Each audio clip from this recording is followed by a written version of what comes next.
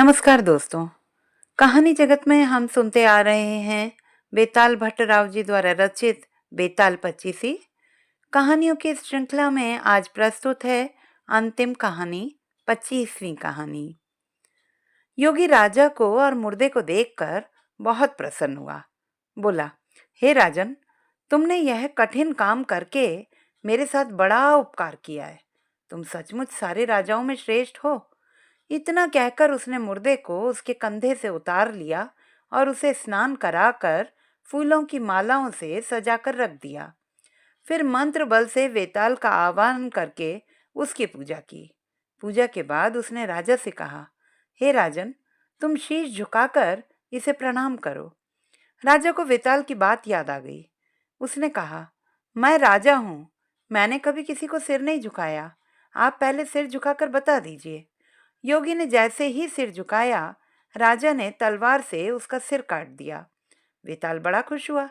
बोला, राजन, यह योगी विद्याधरों का स्वामी बनना चाहता था, अब तुम बनोगे। मैंने तुम्हें बहुत हैरान किया है। तुम जो चाहो सो मांग लो। राजा ने कहा, अगर आप मुझसे खुश हैं तो मेरी प्रार्थना है कि आपने जो 24 कहानियां सुनाई वे और 25वीं यह सारे संसार में प्रसिद्ध हो जाएं और लोग इन्हें आदर से पढ़ें। वेताल ने कहा, ऐसा ही होगा। ये कथाएं बेताल पच्चीसी के नाम से मशहूर होंगी और जो इन्हें पढ़ेंगे उनके सारे पाप दूर हो जाएंगे। यह कहकर वेताल चला गया। उसके जाने के बाद शिवाजी ने प्रकट होकर कहा, राजन, तुमने अच्छा किया जो इस दुष्ट साधु को मार डाला।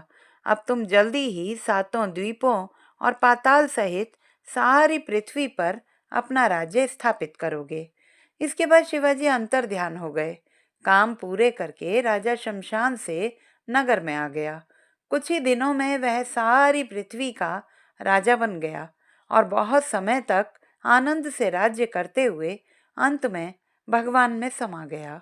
तो दोस्तों, ये थी हमारी बेताल पच्चीसी की कथा। आशा करती हूँ कि आप सभी ने इन सभी कहानियों का भरपूर आनंद लिया होगा। इसी तरीके की कुछ और कहानियाँ सुनने के लिए कमेंट बॉक्स में लिखना ना भूलें। चैनल को सब्सक्राइब करें, लाइक करें और मित्रों के साथ शेयर करें।